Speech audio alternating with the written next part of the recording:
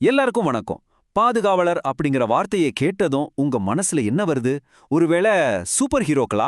ஆனா நிஜமான பாதுகாவலர்கள் நம்மள சுத்தி நம்மளோட அன்றாட வாழ்க்கையில தான் இருக்காங்க. இன்னைக்கு ஒரு நம்ப முடியாத உண்மை கதை மூலமா அவங்களோட முக்கியத்துவத்தை நாம ரொம்ப ஆழமா புரிஞ்சுட்டு போறோம்.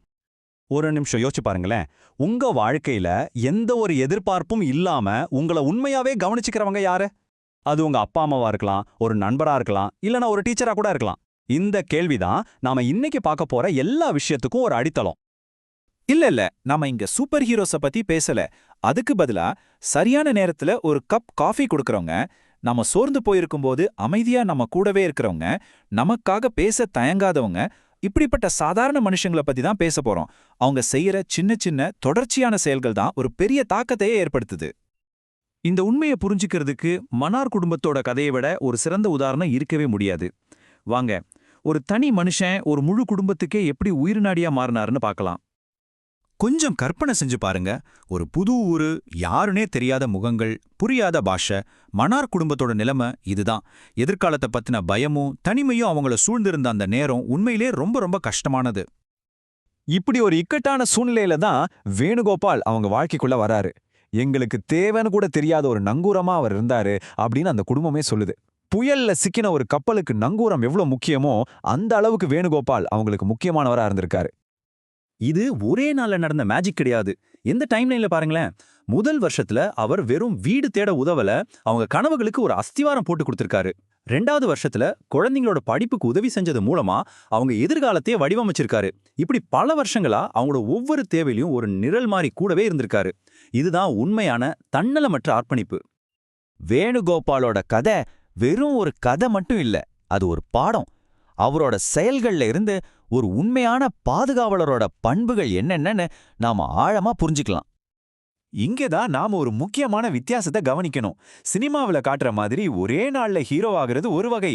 ஆனா எந்த பேரும் புகழும் எதிர்பார்க்காம வருஷக்கணக்கா சின்ன சின்ன உதவிகளை தொடர்ந்து செய்யறது இருக்க, அதுதான் நிஜமான ஹீரோயிசம். அதுதான் உண்மையான பாதுகாப்பு. வேணுகோபால் அதுக்கு ஒரு சிறந்த உதாரணம். அப்போ ஒரு பாதுகாவலரோட முக்கிய குணங்கள் என்னென்ன? முதல்ல நிலைத்தன்மை. அதாவது வேணுகோபால் மாதிரி வருஷக்கணக்கா கூட கூறவே இருக்கிறது. அப்புறம் அமைதியான வாதாடல், ஸ்கூல்ல குழந்தைங்களுக்காக பேசின மாதிரி. நடைமுறை ஆதரவு, அதாவது வாடகை ஒப்பந்தம்ல இருந்து காலேஜ் அப்ளிகேஷன் வரைக்கும் உதவுறது. அப்புறம் நிபந்தனையற்ற இருப்பு, எந்த எதிர்பார்ப்பும் இல்லாம கூட இருக்கிறது. ரொம்ப முக்கியமா அவங்களையே நம்பி வாழ வைக்கிறது, அவங்க சுதந்திரத்தை வளர்க்கிறது. அதனால நாம புரிஞ்சுக்க வேண்டிய விஷயம் ரொம்ப சிம்பிள்.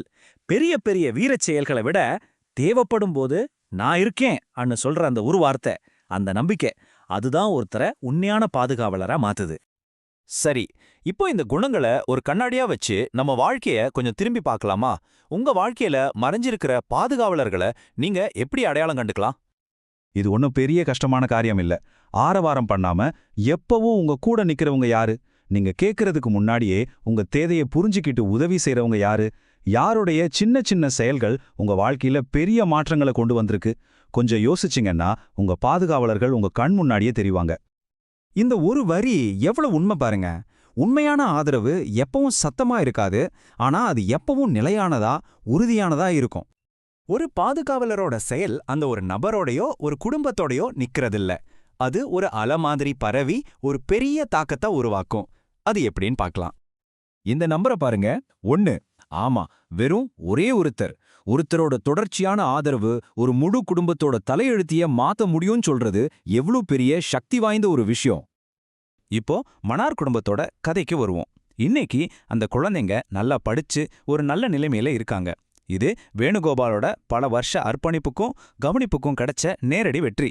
ஒரு தனி மனுஷனோட அக்கறை ஒரு தலைமுறையோட எதிர்காலத்தையே பிரகாசமா மாத்திருக்கு. இந்த கதையோட இறுதியில நாம நமக்குள்ளேயே கேட்டுக்க வேண்டிய ஒரு கேள்வி இருக்கு. நாம ஹீரோவா இருக்கணும்னு அவசியம் இல்ல. ஆனா நம்மள சுத்தி இருக்கிறவங்கள யாருக்காவது நாம ஒரு வேணுகோபாலரா இருக்க முடியாதா? உங்களோட சின்ன ஆனா தொடர்ச்சியான ஆதரவு ஒருத்தரோட வாழ்க்கையே மாத்தலாம். யோசிச்சு பாருங்க. நீங்க யாருடைய பாதுகாவலரா இருக்க போறீங்க?